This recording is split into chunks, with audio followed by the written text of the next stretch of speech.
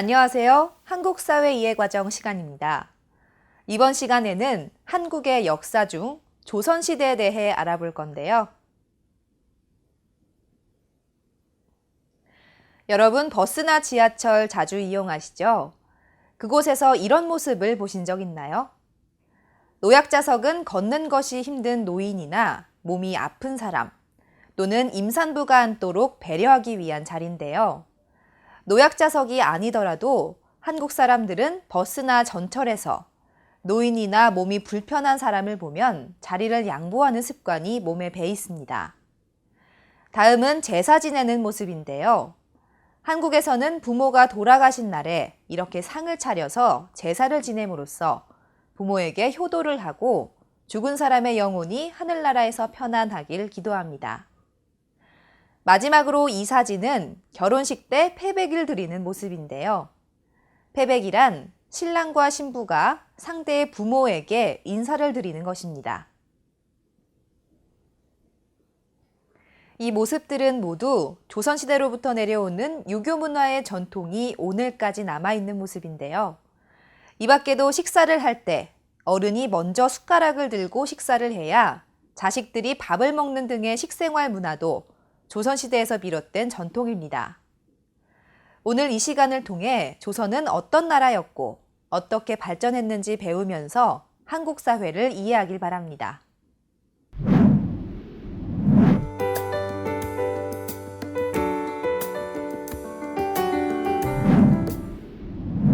지금 보고 계신 지도는 조선시대 지리학자인 김정호가 1861년에 그린 조선의 지도입니다.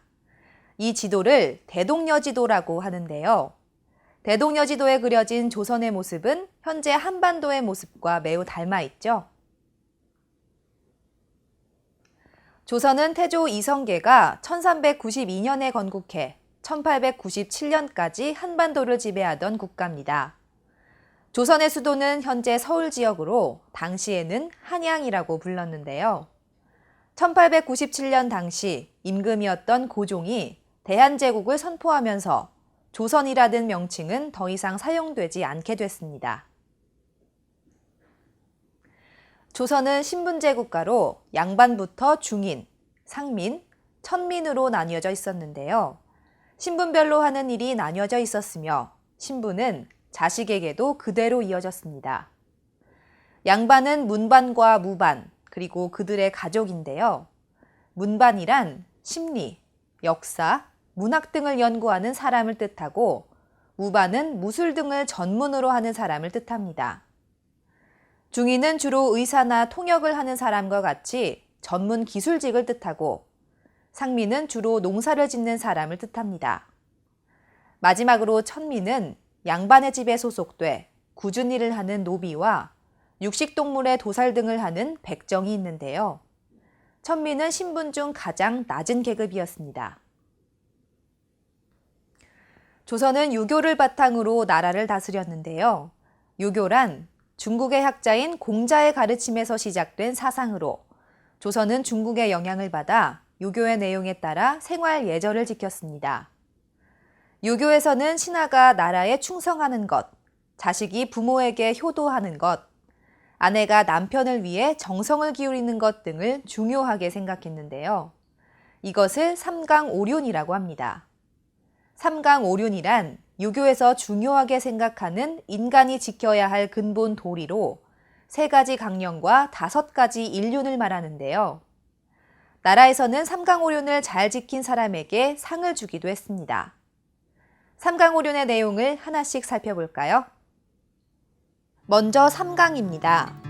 군의신강, 부의자강, 부의부강으로 구성되어 있는 삼강은 각각 임금과 신하, 부모와 자식, 부부 사이에는 지켜야 할 도리가 있다는 것을 말하고 있는데요. 나머지 오륜은 임금과 신하 사이에는 의리가 있어야 한다는 군신유의와 부모와 자식 사이에는 사랑이 있어야 한다는 부자유친, 부부 사이에는 각자의 할 일을 다해야 한다는 부부유별, 어른과 아이 사이에는 차례와 질서가 있어야 한다는 장유유서, 마지막으로 친구 사이에는 믿음이 있어야 한다는 붕우유신, 이렇게 5가지로 구성되어 있습니다. 1434년에는 삼강행실도라고 해서 임금과 신하, 부부, 부모와 자녀의 행실에서 모범이 될 만한 사례를 모아 만든 책을 내 백성들이 보도록 했는데요. 삼강오륜의 모습은 시대가 변하면서 조금씩 달라지기도 했지만 오늘날 한국 사회에도 여전히 영향을 주고 있습니다.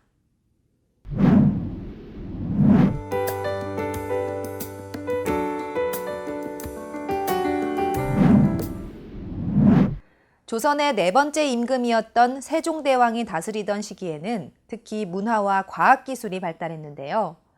대표적인 것으로는 오늘날의 한글인 훈민정음과 물시계인 자경루, 해시계인 앙부일구, 그리고 천체 관측을 할 수 있는 혼천이 등이 있습니다. 먼저 훈민정음에 대해 알아볼까요? 훈민정음은 백성을 가르치는 바른 소리라는 뜻을 담고 있는데요. 자음 17개와 모음 11개로 이뤄진 훈민정음은 한자에 비해 배우기 쉽고 모든 소리를 표현할 수 있어서 양반이 아닌 백성들도 쉽게 글을 배우고 쓸 수 있게 됐습니다. 훈민정음은 세계 언어학자들이 인정한 최고의 문자로 훈민정음의 모든 것을 담고 있는 훈민정음 해례본은 그 가치를 인정받아 1997년 유네스코 세계 기록유산으로 지정되기도 했는데요. 한글이라는 명칭은 1910년대부터 사용되고 있습니다. 세종대왕은 과학기술에도 많은 관심을 기울여 다양한 기구를 발명했습니다. 물시계인 자경루와 해시계인 앙부일구, 천체 관측기구인 혼천의 등은 농사에 필요한 시각, 절기, 계절을 정확히 아는 데 도움이 됐는데요. 이러한 관측기구의 발명 덕분에 백성들은 농사뿐만 아니라 일상생활을 하는 데도 큰 도움을 받았습니다. 조선의 9번째 왕인 성종 역시 문화 발전을 위한 정책을 펼쳤는데요. 조선의 지리와 풍속 등을 기록한 동국여지승남과 단군부터 고려까지의 역사를 기록한 동국통감, 조선의 음악을 기록한 악학괴범 등 다방면에서 문화를 발전시키는 노력을 아끼지 않았습니다. 특히 경국대전은 조선 최고의 법전으로 유명한데요. 세조 때부터 만들기 시작한 경국대전은 성종에 이르러 약 30년에 걸쳐 완성됐습니다. 경국대전은 사회 질서를 유지하고 백성을 다스리는 데 중요한 역할을 했습니다.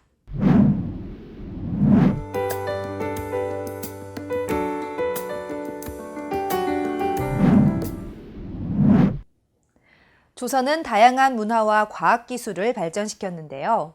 이러한 내용을 기록한 책이 아직까지 남아있다고 합니다. 바로 조선왕조실록인데요. 조선왕조실록에는 조선왕조를 세운 태조부터 25대 왕인 철종까지 472년간의 역사를 연, 월, 일 순서에 따라 기록돼 있습니다. 총 1893권, 888책으로 되어 있는 조선왕조실록은 세계적으로도 유례가 없는 오래되고 매우 많은 양의 역사서인데요. 이 책 안에는 조선시대의 정치, 외교, 군사, 제도, 법률, 경제, 산업, 교통, 통신, 사회, 풍속, 미술, 공예, 종교 등 각 방면의 역사적 사실을 포함하고 있어 매우 귀중한 역사 기록물로 가치가 높습니다.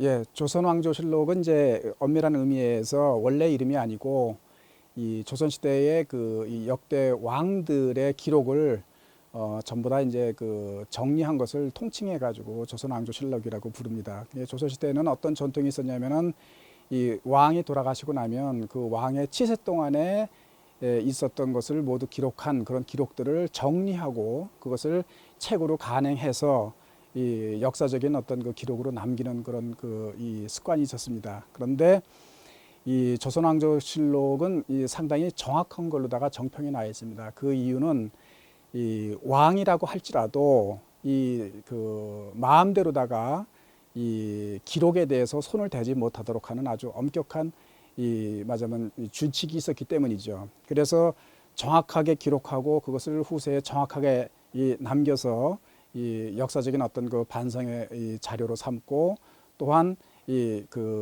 말하자면 이 후세의 어떤 그 이 평가에 대해서 스스로 이 몸가짐을 이 바르게 하는 그런 어떤 그 이 효과를 가지는 그런 그 전통이 있었습니다. 그렇기 때문에 조선왕조실록은 끊이지 않고 그 태조에서부터 시작해가지고 이 마지막 왕에 이르기까지 기록이 되었고 또 그것을 우리가 역사적인 사실로서 받아들일 수 있을 정도로 아주 충실하게 기록되었다고 하는 걸로서 이 세계적인 어떤 그 이 명성을 얻고 있습니다. 그것이 이 조선 시대가 자랑할 수 있는 그 기록 문화 유산이죠.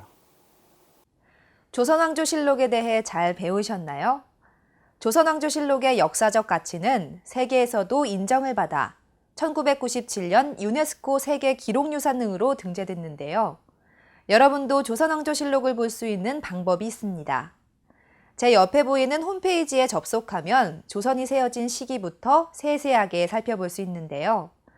이를 통해 조선에 대해 이해하는 시간을 갖길 바랍니다. 지금까지 한국의 역사 중 조선시대에 대해 알아봤는데요. 배운 내용을 정리하면서 복습하는 시간을 가져볼까요?